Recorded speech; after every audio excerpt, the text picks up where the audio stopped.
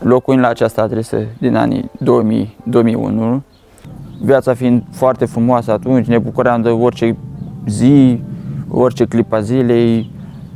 Pe parcursul anilor au apărut și copii. Fetița cea mare, Denisa, se juca și se bucura enorm de surioara ei, Maia, cum îi spuneam noi. Eu fiind și cu soția, fiind foarte bucuroși, foarte fericiți când vedeam copiii și când se jucau în curte, prin casă, pe la poartă, cu jucării, cu păpușele, când fiind fetițe, mai ales cea mare, cea mică nu știa, cu cățelul, cu pisica, ca orice copil. Când plecam la muncă dimineața, aveam un obicei, le luam în brațe, le pupam, să spuneam așa pe românește, pe frunte, pe obraz, și soția și fetele, când veneam de la muncă la fel, o viață perfectă, frumoasă ca orice familie. Ne doream o viață și speram la un viitor bun pentru fete.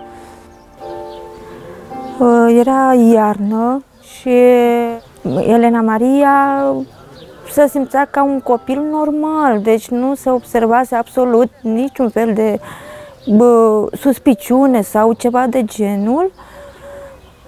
Pe 19 decembrie în seara ne-am jucat cu ea, a râs la fiecare, a început să meargă cât de cât în piciorușe și a doua zi, pe 20 decembrie, soțul meu a plecat la muncă și eu fiind lângă ea, am zis să mă trezesc foarte ușor de lângă ea, să nu o trezesc, să doarmă în continuare. Mișcându-se patul, am văzut că nu se mai mișcă. Și am zis, Doamne, zic, ce s-a întâmplat cu copila de nu se mai trezește? Când m-am uitat la ea, partea stângă, toată vânătă. Și am zis, zic, Doamne, zic, nu cumva mi-a murit copilul? Vă dați seama că pur și simplu eram înnebunită, eram disperată. Medicul de familie a constatat și decesul la fetiță lui Elena Maria și am stat să-i facem rânduielile cum se fac. După evenimentul tragic care l-am avut cu fetița, cu Elena Maria, s-a îmbolnăvit și cea mare. Pe 5 martie m-am dus cu ea la spital, m-am internat cu ea la Grigore Alexandrescu, cu Elena Denisa, și acolo, făcându-i niște analize, niște ecografii, niște remeneuri, s-a constatat că creierul mic este foarte afectat. Stând în comă 6 săptămâni, am aflat vestea aceea tragică. La sâmbătă, pe 14 aprilie, am aflat că fetița noastră decedase. Cu ajutorul la mulți oameni, strângând un ban ca să putem să o înmormântăm creștinește.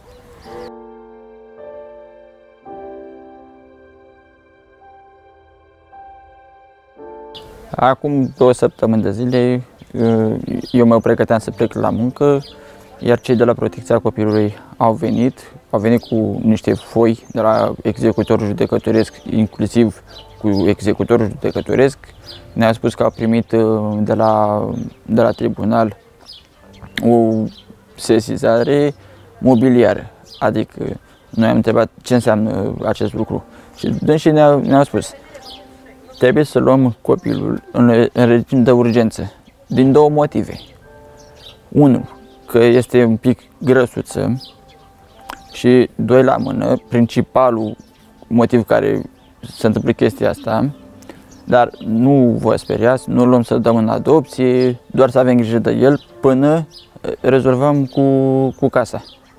Casa trebuie refăcută, adică fiind din paiantă bătrânească cum se făceau înainte, cu ploi, cu zăpezi, pe parcurs s-a deteriorat și au apărut anumite fisuri, au crăpat pe unele locuri, un perete mi-a și căzut din cauza la coșul care a căzut pe acel perete, iar în momentul de față este cum este din cauza că nu am avut nici posibilitatea să îmi iau anumite materiale ce îmi trebuie pentru ea.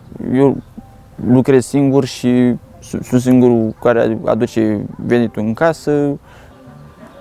Este foarte, foarte, foarte greu, pentru că ca un părinte să-ți moară 2 copii, să îl ia și pe al 3-lea de lângă tine, mai ales de la protecția copilului, e foarte greu. Din ziua în care mi-a luat fetița, am vorbit și cu soția seara când am venit acasă și am făcut tot posibilul și încă fac tot posibilul să rezolv cât mai repede cu locuința. Am strâns și eu, cu ajutorul vecinilor, am strâns niște bănuți, dar am putut să-mi iau și eu 10 saci de multibat, ciment, nisip, plasă pe care am pus pe cei 2 pereți care sunt cojiți, erau crăpați mai rău și sunt hotărât să muncesc cât mai mult, să rezolv cât mai repede cu casa, este și spre binele nostru, și să-mi iau copilul la casă cât mai repede. Pentru un părinte nu este foarte ușor să stai departe de copil și copilul de părinte. Mi-aș dori din tot sufletul să fie acasă.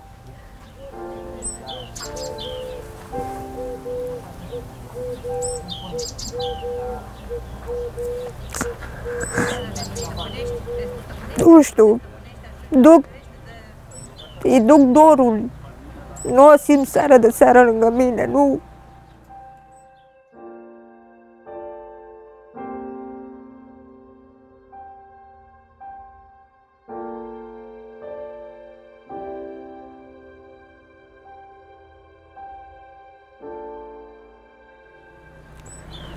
Dar, nu știu, aș vrea să puteți să mă ajutați cu ceva, să pot să-mi aduc și eu copilul acasă.